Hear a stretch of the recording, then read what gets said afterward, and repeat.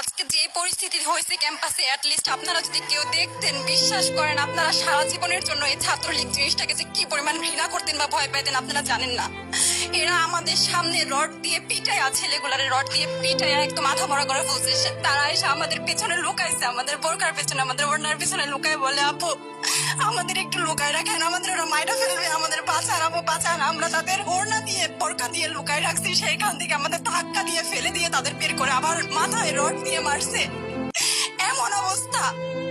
এবং তারা আমাদের ক্যাম্পাসের পরিচিত মুখ, আমরা চিনি তাদের। তারা এই অবস্থা করছে, রাস্তায় একদম শোয়াই ফেলছে।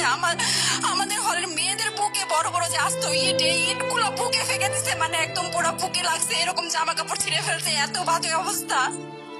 অথচ আমার ব্যাচমেট, আমরা যাদের সাথে ক্লাস করি, একসাথে বসি, আমি তাদের একটা কথা বলতে দেখি না এগুলো নিয়ে, একটা কথা না। এবং তাদের নিউজ ফিডে গেলে দেখবেন তারা এখন এগুলাই সাপোর্ট করে যাইতেছে। কিচ্ছু বলার নাই। আমি কেমনে চাই এই মানুষগুলোর সাথে এত বছর ক্লাস করছি, বা আমি আরো 6টা মাস কিভাবে ক্লাস করবো আমি জানি না, আমি সত্যিই জানি না।